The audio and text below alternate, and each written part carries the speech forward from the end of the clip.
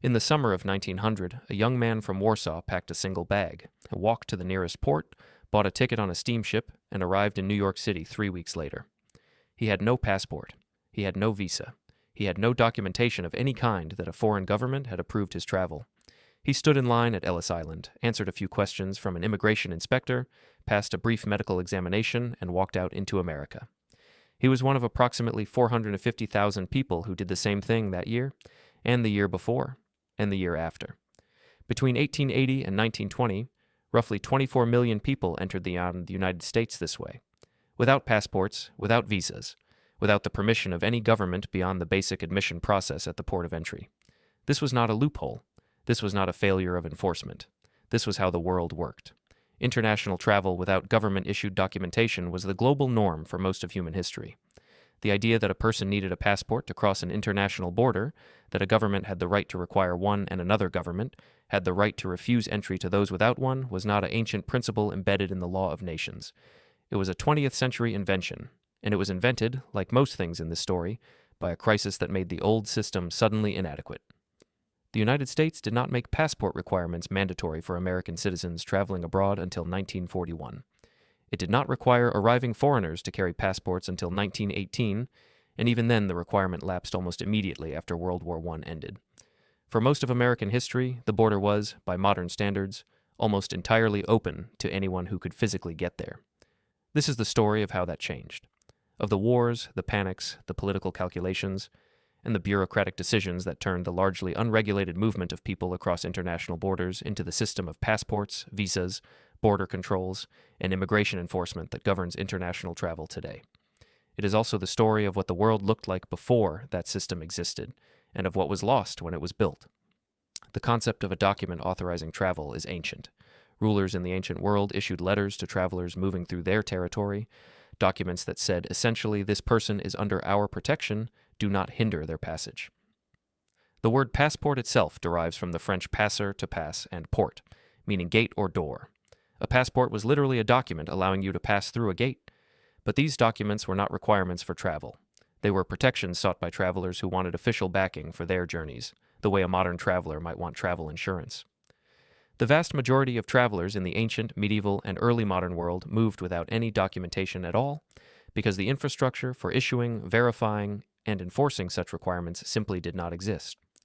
The modern passport, as a document issued by a national government to its own citizens for use in foreign countries, developed gradually in Europe through the 18th and 19th centuries. France began issuing standardized passports in 1792, during the Revolution, primarily as a means of controlling the movement of its own citizens during a period of political chaos. Britain introduced a more systematic passport system in the 19th century, but these documents were exceptions rather than rules, sought by travelers who wanted the protection of their government's backing rather than required by the countries they were visiting. The critical point is that these passports were outward-facing documents, letters from one government to another saying, please assist and protect the bearer, rather than inward-facing control mechanisms saying this person is authorized to enter your territory. The distinction matters enormously for understanding how the system worked. In a world where passports were letters of introduction rather than permission slips, the absence of a passport did not prevent travel. It simply meant you traveled without official backing. In the 19th century, this system, or rather the absence of a system, worked reasonably well for most of the people traveling internationally, because most international travelers were wealthy. Ocean voyages were expensive. The grand tour of Europe that wealthy British and American families undertook was a luxury product. The diplomatic correspondence, the letters of credit, the personal connections that smoothed international travel were available to the class of people who traveled internationally. What changed in the second half of the 19th century was the cost of ocean travel.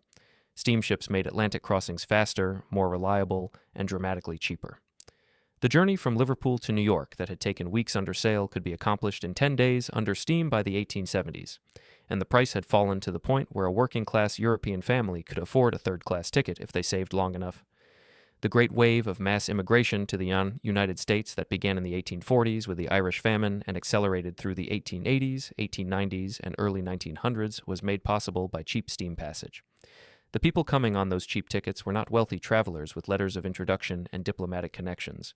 They were peasants from southern Italy, Jewish families fleeing pogroms in Russia and Poland, agricultural workers from Hungary and Slovakia, craftsmen from Greece and Croatia, all of them moving toward a country they had heard offered wages and opportunities that were unimaginable in the villages they were leaving.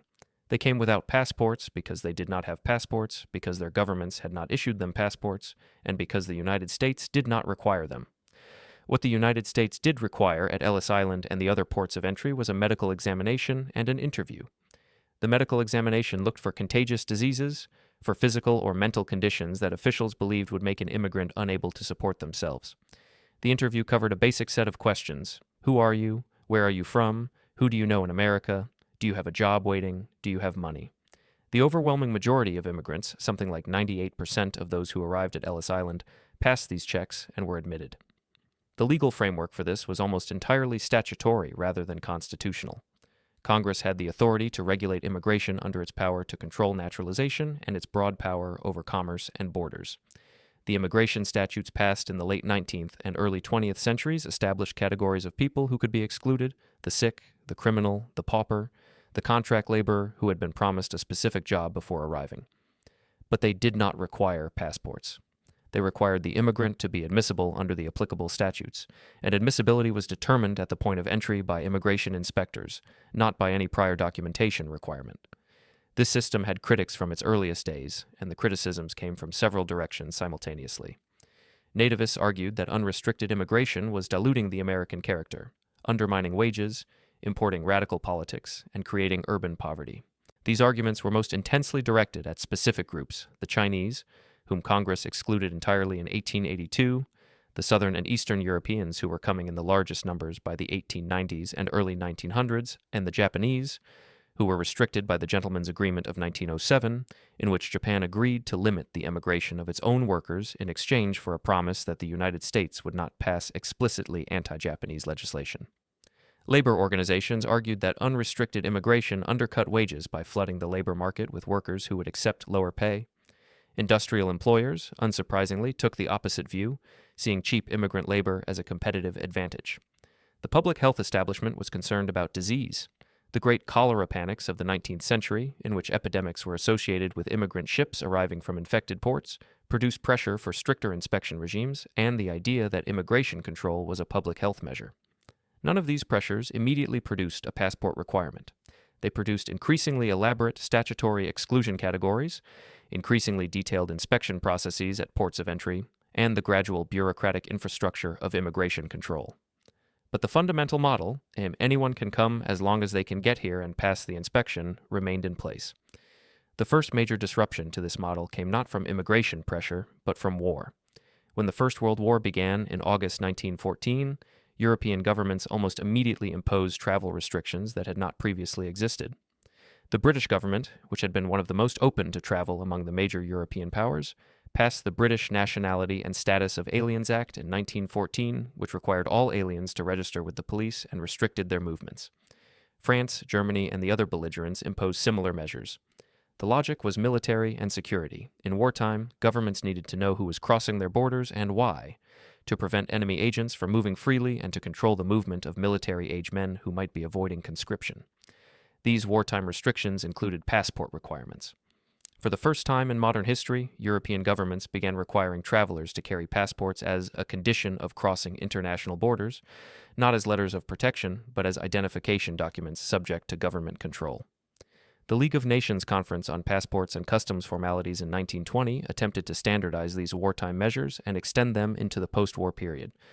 The United States entered the war in April 1917 and followed suit. The Passport Control Act of 1918 made it a crime for American citizens to travel abroad without a passport during the war, and required arriving foreigners to carry passports issued by their home governments. This was the first time in American history that passports were legally required rather than merely useful. The war ended in November 1918. The passport requirement did not immediately end with it, but the post-war period saw significant political pressure to return to pre-war norms, and Congress let the wartime restrictions lapse. By 1921, the mandatory passport requirement for American citizens traveling abroad had been removed. Foreigners arriving in the United States were technically required to have passports, but enforcement was inconsistent and many arrived without them and were admitted anyway. What replaced the passport requirement as the primary mechanism of immigration control was something more fundamental and more durable: numerical quotas. The Emergency Quota Act of 1921 and the Immigration Act of 1924 established national origin quotas that dramatically restricted immigration from Southern and Eastern Europe and effectively banned immigration from Asia entirely. These laws did not require passports. They required that immigrants come from approved countries in approved numbers. The enforcement mechanism was not documentation, but numerical caps. Once a country's quota for a given year was filled, no more immigrants from that country could be admitted regardless of their individual qualifications. This shift from documentation requirements to numerical restrictions is important for understanding the structure of American immigration control. For most of the 1920s and 1930s, the primary barrier to immigration was not a passport system, but a quota system. A person without a passport who managed to arrive at an American port of entry and was from a country with quota slots available might still be admitted. A person with a perfectly valid passport from a country that had exhausted its quota for the year would not be. The passport was useful for identifying nationality, which determined which quota applied, but it was not itself the admission mechanism. The 1930s brought a different kind of pressure. The Great Depression reduced emigration and immigration simultaneously, as the economic conditions that had driven people to leave their home countries in search of better wages disappeared when the wages disappeared everywhere. Immigration to the United States fell to a fraction of its pre-war levels, not because of legal restrictions, but because the economic incentive was gone. You did not emigrate to a country where a quarter of the workforce was unemployed, but the Depression-era United States was also, for a brief period, engaged in mass deportation. The Mexican repatriation, as it was called, resulted in the forced removal of an estimated 1 to 2 million people of Mexican descent from the United States between 1929 and 1936. Many of them were American citizens. The operation was conducted not through any formal legal process, but through coordinated raids, intimidation, and the offer of free train tickets to Mexico, which were in practice not always voluntary. The targeting was racial. If you looked Mexican, you were at risk, regardless of your citizenship status. This episode is relevant to the passport history because it illustrates the gap between the formal legal mechanisms of border control and the actual practice of controlling who was in the country. The United States did not need a passport system to conduct mass deportations. It needed a state apparatus willing to use racial identification as a proxy for immigration status. The passport was beside the point. The passport requirement that has persisted to the present day was established during World War II. Executive Order 8766, signed by President Franklin Roosevelt in June 1941, made it a crime for American citizens to travel abroad without a passport. This order has been renewed and updated by subsequent presidents and has never been rescinded. The requirement that arriving foreigners carry passports, established in the Immigration and Nationality Act of 1952 and subsequent legislation, has similarly remained in place. The logic for the wartime requirement was the same as it had been in 1918: national security. In a world at war, with enemy agents potentially attempting to enter the country and American citizens potentially collaborating with foreign powers, the government needed to know who was who. The passport, as a government-issued identity document tied to a national registry, was the most effective available tool for that purpose. But the wartime requirement did not disappear when the war ended, as the 1918 requirement had. The Cold War provided a continuous justification for maintaining the security apparatus built during the Second World War. The Soviet Union was a persistent threat. Communist infiltration was a genuine concern, blown up into a domestic political hysteria by McCarthyism, but not entirely fabricated. The intelligence agencies built during the war needed peacetime missions. The border control infrastructure built during the war needed peacetime purposes. The passport requirement stayed, and with it, a set of associated mechanisms. Visa requirements for foreigners seeking to enter the United States, exit controls in some periods that prevented American citizens from traveling to certain countries, the denial of passports to political dissidents and people deemed security risks. That last practice produced a significant constitutional confrontation. And Paul Robeson, the black singer and actor who had become associated with left-wing politics and had publicly criticized American racism, had his passport revoked by the State Department in 1950. The official justification was that his travel abroad was not in the national interest. The real justification was that Robeson was a prominent black American who was telling audiences in Europe and the Soviet Union that American democracy did not extend to its black citizens, which was embarrassing to the State Department during the Cold War. Robeson was unable to travel or earn income from international performances for 8 years. The Supreme Court ruled in Kent v. Dulles in 1958 that the Secretary of State did not have the authority to deny passports based on political beliefs or associations, striking down the practice. The decision was based on statutory interpretation rather than constitutional grounds, leaving open the question of whether the government could constitutionally restrict passport issuance based on national security grounds more narrowly defined. W.E.B. Du Bois, the civil rights leader and historian, had his passport seized in 1952 when he was 84 years old, because the State Department required him to sign a statement affirming he was not a communist as a condition of passport renewal. Du Bois refused and was unable to travel internationally for 8 years. He received his passport back after the Kent v. Dulles decision. These cases illustrate something important about the passport system that tends to get lost in the bureaucratic normalcy of the document. A passport is not just an identity document, it is a permission slip. A government that issues passports has the power to withhold them, and withholding a passport is a form of house arrest, an exercise of state power that confines a person to the territory of their home country without any of the legal protections normally associated with detention. The State Department's use of passport denial as a political control mechanism in the 1950s was an expression of power that the pre-passport world did not have available. When the borders were open and documentation was not required, the government could not prevent a citizen from leaving simply by refusing to issue a document. Once the passport requirement existed, that power came with it. The history of the passport in the United States is not just the history of a travel document. It is the history of the state's claim to control over its citizens' movement and the gradual expansion of that claim from an emergency wartime measure to a permanent peacetime institution. What did the world actually look like before that institution existed? The answer is more complex than simply open borders, because the pre-passport world was open in very unequal ways. A wealthy American traveling to Europe in 1890 moved with enormous freedom.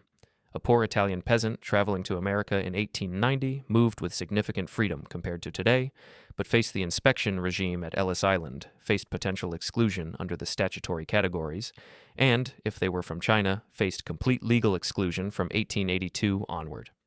The freedom of movement in the pre-passport world was real, but was structured by class, by race, by the cost of transportation, and by the political relationships between countries. It was not a universal freedom. It was a freedom disproportionately available to those who could afford to exercise it. The passport system, when it came, did not eliminate these inequalities. It formalized and, in some ways, deepened them. A citizen of a wealthy, politically stable country with strong international relationships carries a passport that provides visa-free access to dozens or hundreds of other countries. A citizen of a poor, politically unstable country carries a passport that requires visas for almost every destination, visas that are expensive, slow, and frequently denied. The Henley Passport Index, which ranks passports by the number of countries their holders can visit without a visa, shows a dramatic inequality in passport power that maps almost perfectly onto existing inequalities in global wealth and political stability. The world of 1900, in which a person with the money for a steamship ticket could simply arrive and be processed, was not equal either. But the inequality was primarily economic, the cost of the ticket, rather than bureaucratic, the power of the government document in your pocket. Today, both barriers exist simultaneously.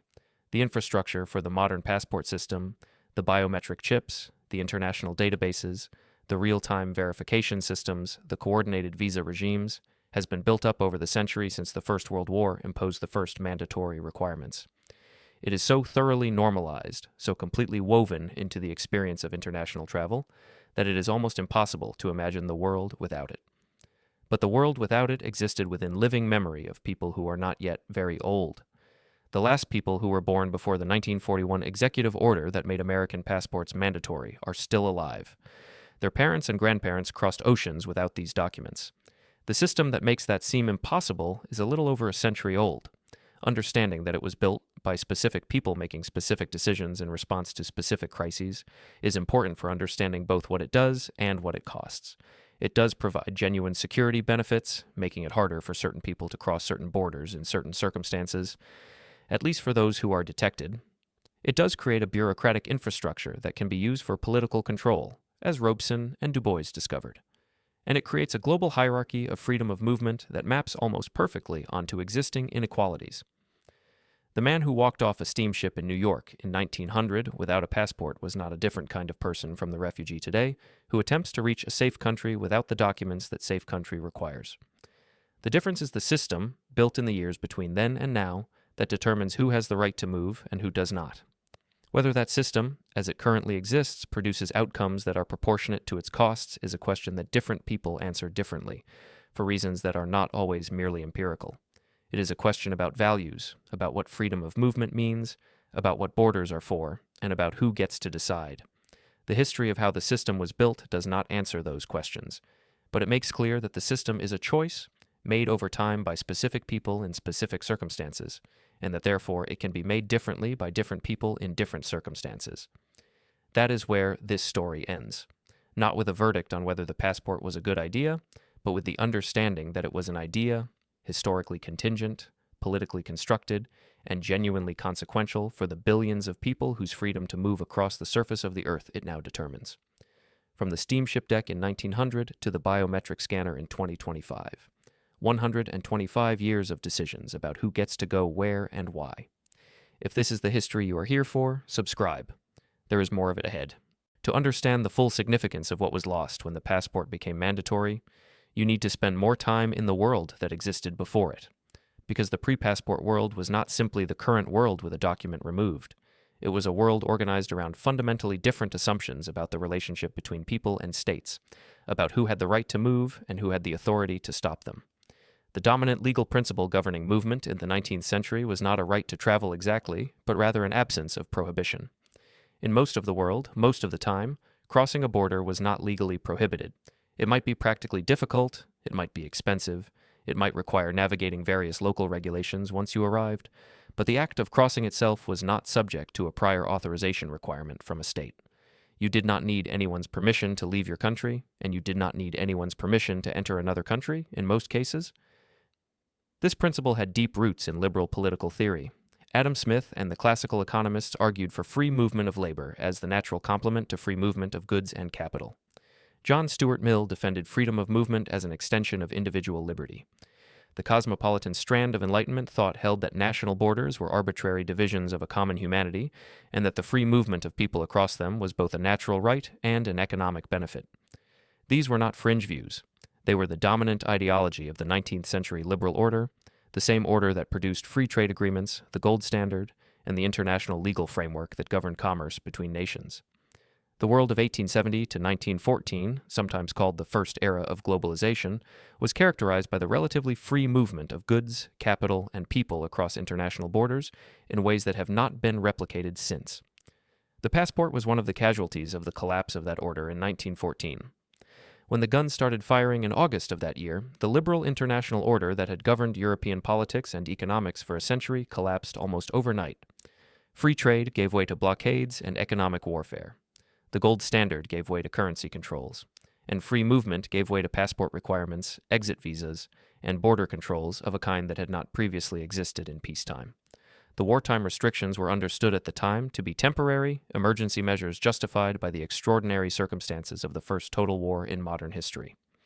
The League of Nations, created after the war to restore the liberal international order on new foundations, explicitly addressed the passport question in its 1920 conference.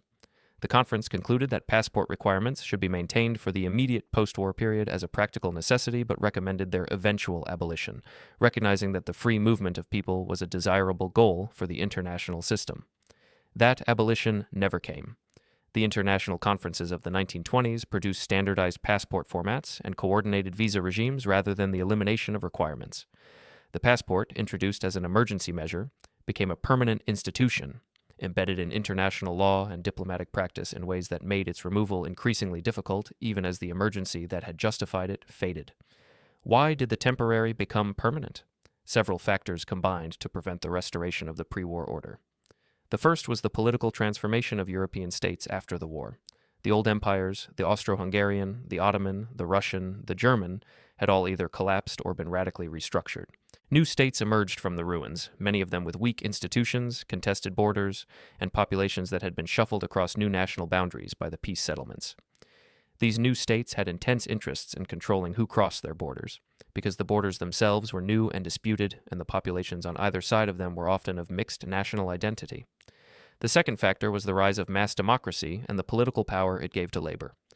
Working-class voters in democratic countries had interests in restricting immigration that the property-owning elites who had dominated pre-war politics did not share to the same degree. If cheap immigrant labor undercut wages, then working-class voters had economic reasons to support immigration restriction, and democratic politicians had electoral reasons to deliver it. The third factor was the national security apparatus built during the war and not dismantled after it. Intelligence agencies, border control bureaucracies, passport offices, all of these institutions had been created during the war and had an institutional interest in their own continuation. They produced arguments for maintaining the controls they administered, they built relationships with political allies who could protect their budgets, and they gradually normalized their wartime functions as peacetime necessities. The fourth factor, and perhaps the most important, was the failure of the liberal international order itself to be restored after the war. The United States did not join the League of Nations. The gold standard was restored in a dysfunctional form that contributed to the Great Depression. Free trade gave way to competitive tariff increases. The 1930s were a decade of economic nationalism, political extremism, and the breakdown of international cooperation in almost every domain. In this environment, the restoration of open borders was politically impossible. Countries that were erecting tariff barriers against foreign goods were not going to open their borders to foreign people. The logic of economic nationalism applied to labor as well as to capital. By the time the Second World War arrived, the passport had been part of the international system for long enough that it felt like a permanent feature of international travel rather than an emergency measure. The 1941 executive order that made American passports mandatory was not experienced as a revolutionary change. It was the formalization of a norm that had been building for a quarter century. What the war did was complete the transition from a world where documentation was useful to one where it was mandatory, and from a world where its absence was an inconvenience to one where its absence was a crime. The American citizen who traveled abroad without a passport after 1941 was not merely someone without useful documentation.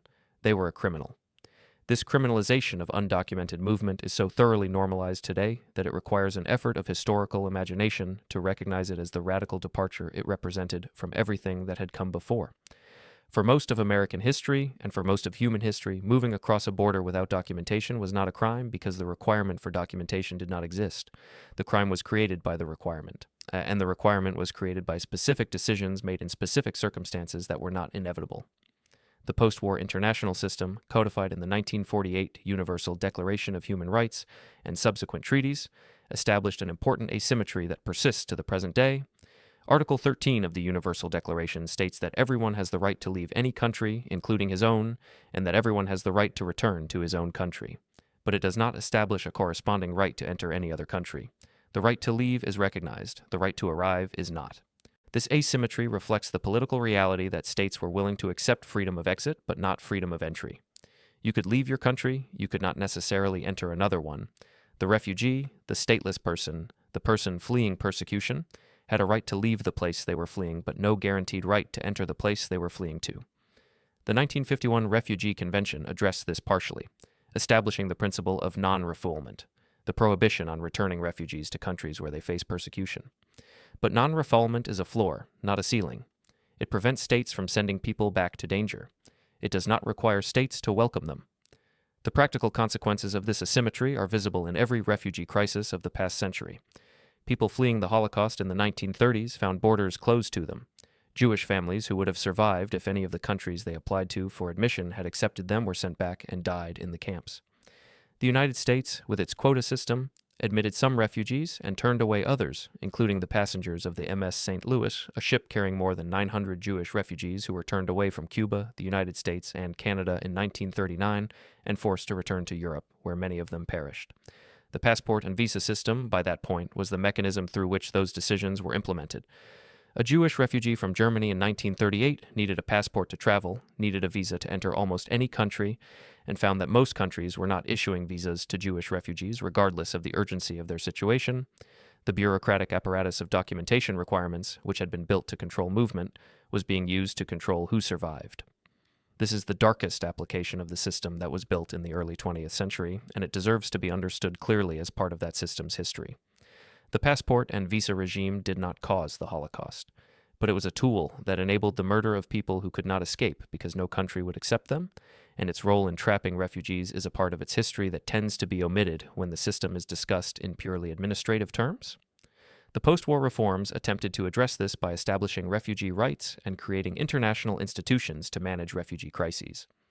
The United Nations High Commissioner for Refugees, established in 1950, was designed to provide international protection to people who had lost the protection of their own governments. The refugee travel document, sometimes called the Nansen Passport after the Norwegian explorer who pioneered the concept in the 1920s, provided stateless people with documentation that some countries would honor in place of a national passport. These were genuine improvements on the total absence of protection that stateless people had faced in the 1930s. They were not a restoration of the pre-passport world's relative openness. They were a partial mitigation of the worst effects of a system that remained fundamentally in place. The contemporary debate about immigration, asylum, and border control is a direct continuation of the questions raised when the passport system was built in the early 20th century. What are borders for? Who has the right to cross them? What obligations do wealthy, stable countries have toward people fleeing poverty or persecution? These questions did not have settled answers before the passport system was built, and they do not have settled answers now. What has changed is the infrastructure through which the answers to those questions are implemented. In 1900, the infrastructure was minimal. Physical presence at a port of entry, a brief inspection, an admission decision. The barriers were real but limited. Today, the infrastructure is vast. Biometric passports with embedded chips, international databases that can flag a traveler's history in seconds, visa application processes that require financial documentation, criminal background checks, biometric data collection, and months of processing time. Airline carriers that are legally responsible for checking documents before boarding and can be fined for bringing passengers who are subsequently denied entry. The barriers have multiplied and deepened in ways that make the 1900 system look almost impossibly open. Whether this expansion of the passport and documentation system has produced proportionately greater security and better outcomes is a question that reasonable people answer differently. The security benefits are real but difficult to measure. The costs in human freedom of movement, in the differential treatment of people from wealthy versus poor countries, in the use of documentation requirements as tools of political control, are also real and also difficult to measure. What is measurable is the direction of change. Since 1941, when the mandatory American passport requirement was established, the system has consistently moved in one direction: more documentation, more verification, more restriction, more bureaucracy. There has been no significant rollback of the requirements established in that period. The trend has been consistently toward greater state control over who crosses which borders. Whether that trend will continue, or whether some future crisis or political movement will push in the other direction, is genuinely uncertain. The history suggests that the trend can reverse. The post-World War I loosening of restrictions showed that temporary tightening did not necessarily become permanent, but the post-World War II experience showed that once a system is fully institutionalized with agencies, budgets, international agreements, and political coalitions supporting it, reversing it becomes much harder. The man from Warsaw who walked off a steamship in New York in 1900 without a passport lived in a world that no longer exists. His great-grandchildren, if they want to visit the country he immigrated to, need a visa appointment, a background check, a bank statement proving financial stability, a travel history that does not raise flags, and a passport from a country whose relationship with the United States is good enough that visas are being issued at all. Between him and them stands a century of decisions, crises, political calculations, and bureaucratic accumulation that built the system through which their freedom of movement is now mediated. Understanding those decisions and the conditions that produce them is the beginning of being able to think clearly about whether the system we have is the system we want. That is the history of the American passport requirement, from the open steamship decks of 1900 to the biometric scanners of 2025. 125 years of decisions that most people alive today have never been asked to make, because the decisions were made before they were born. Subscribe if you want to keep following this kind of history. There is more of it ahead. There is one more dimension of this story that belongs here, because it connects the abstract history of passport policy to the lived experience of the people most affected by it. That dimension is the experience of the people who cross borders without documentation today, in 2025, in a world where that act is criminalized, and what their experience tells us about what the passport system actually does when it encounters people who cannot or will not comply with it. The man from Warsaw in 1900 crossed a border without documentation because documentation was not required. The person who crosses a border without documentation in 2025 does so in defiance of a legal requirement. The practical act is similar. The legal and social meaning of the act is entirely different. One was ordinary, the other is criminal. What produces the decision to cross without documentation in 2025 is, in most cases, necessity. The visa application was denied, or was never submitted because the denial was predictable, or the situation requiring flight was too urgent to wait for bureaucratic processing. The person crossing without documentation is, in most cases, not making a choice to violate the law for its own sake. They are making a calculation that the risk of an unauthorized crossing is preferable to the alternative of staying in a place that is intolerable.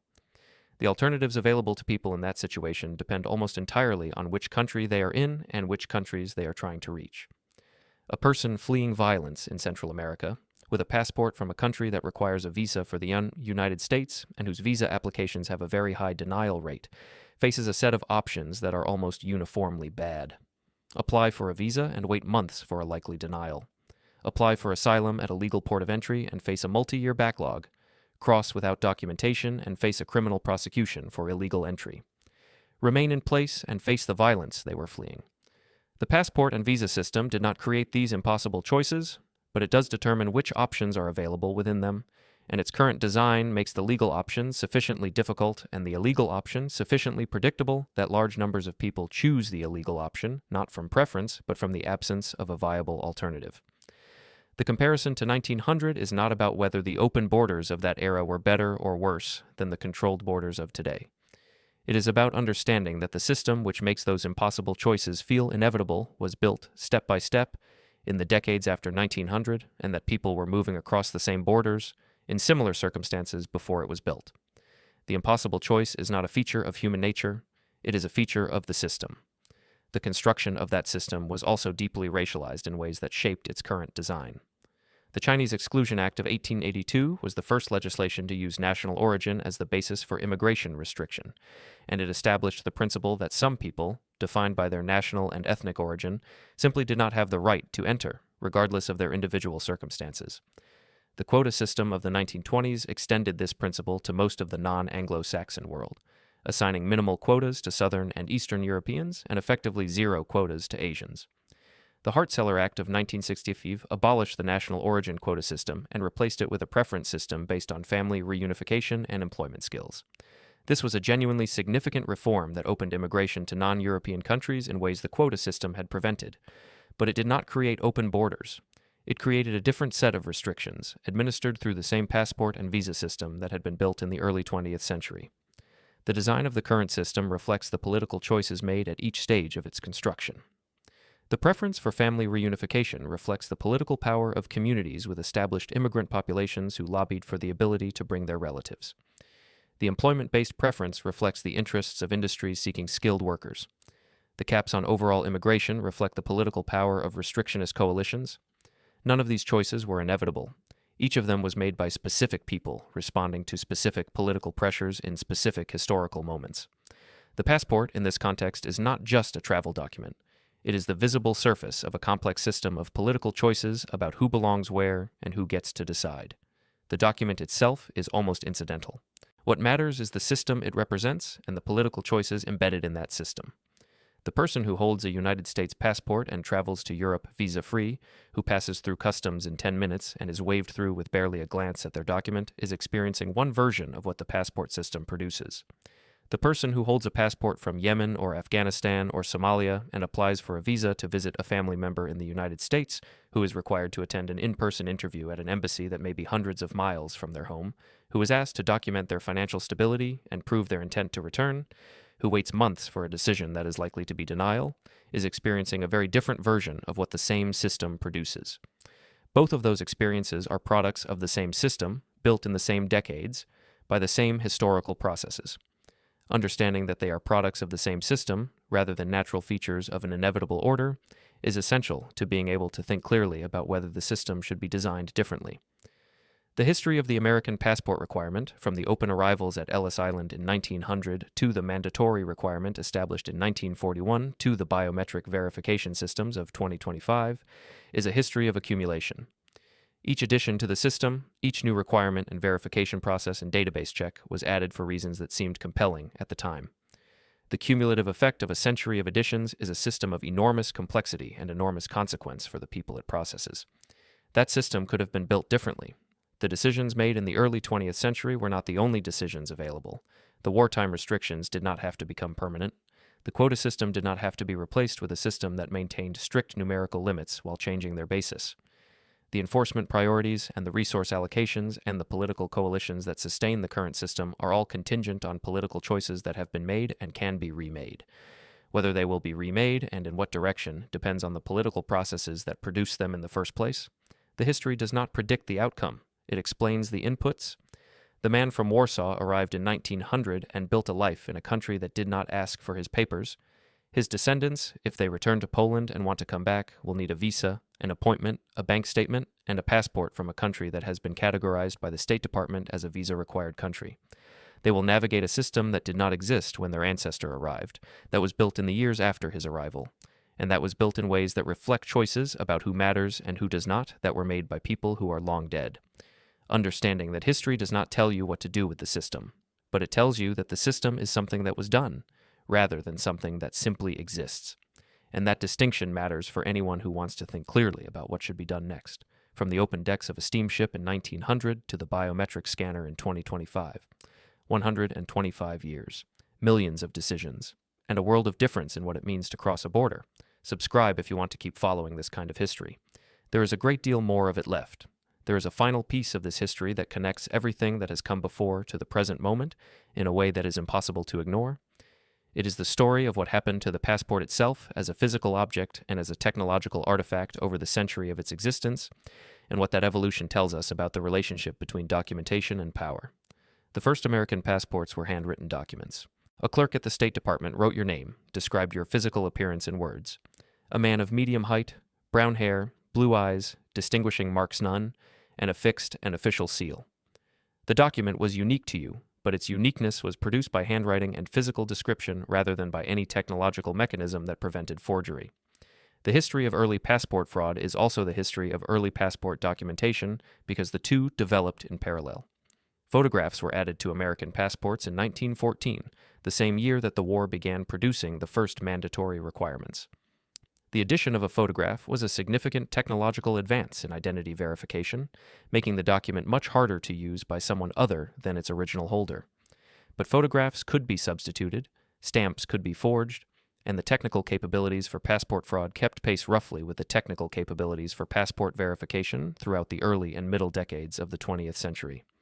The modern biometric passport, which contains a chip encoding the holder's fingerprints, iris scan, and facial image, represents a qualitative leap in the technology of identity documentation. The biometric data cannot be easily substituted or forged.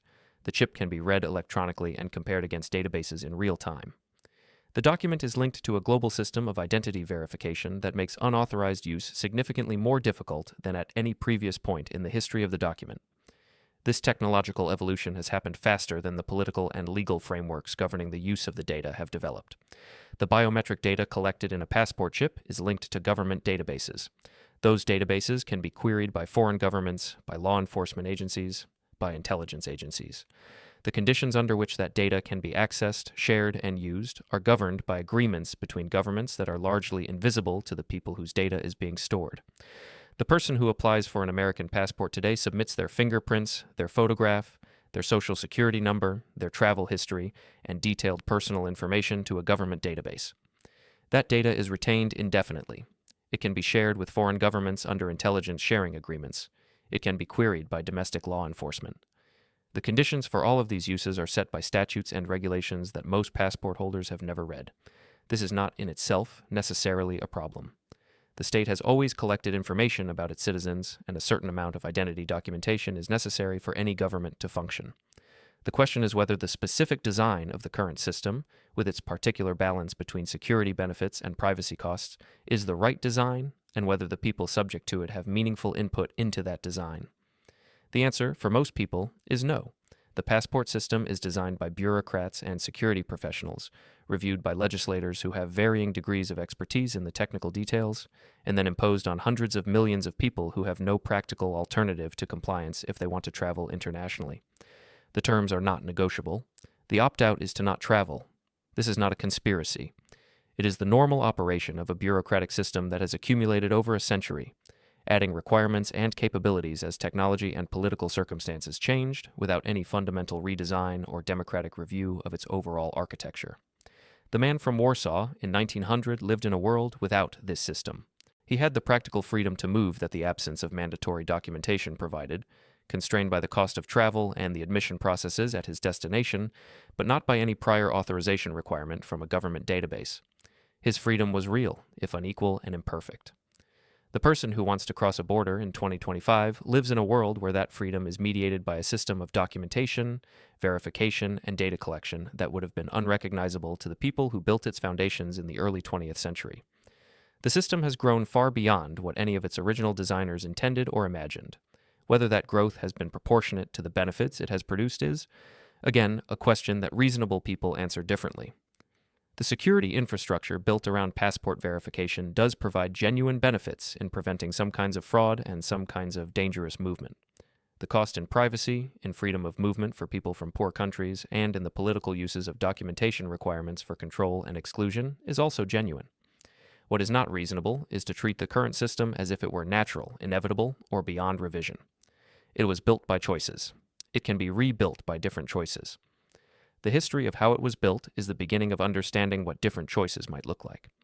From the steamship deck in 1900 to the biometric scanner in 2025. The distance between those two moments is the story of a century of decisions about freedom, security, and who gets to decide who belongs where. That story is ongoing. The next chapter is being written now. Subscribe if you want to keep following it. The final question this history raises, and the one that tends to get the least attention in public debates about immigration and border control, is what the passport system means for the future of human mobility in a world that is changing in ways that will make current arrangements increasingly difficult to sustain. Climate change is already producing displacement. Populations living in low-lying coastal areas, in regions experiencing desertification, in places where the combination of heat and humidity is approaching the limits of human survivability, are facing the prospect of having to move. The International Organization for Migration estimates that between 25 million and 1 billion people may be displaced by climate change by 2050, depending on the severity of warming and the effectiveness of adaptation measures. The passport and visa system was not designed to handle displacement at this scale. The refugee law framework, built in the aftermath of World War II to handle the displaced populations of that conflict, defines a refugee as a person who has fled their country due to a well-founded fear of persecution based on race, religion, nationality, political opinion, or membership in a particular social group. Climate displacement does not fit neatly into this definition. A family whose coastal village is underwater is not fleeing persecution. They are fleeing water. The legal framework that might protect them does not clearly apply. The countries with the diplomatic and economic resources to reshape international frameworks are largely the wealthy countries that are both contributing most to the climate crisis and likely to be destinations for climate-displaced populations. The political incentives of those countries' governments push toward restriction rather than expansion of legal pathways for migration. The passport and visa system, as currently designed, will be one of the primary mechanisms through which wealthy countries resist the pressure of climate displacement.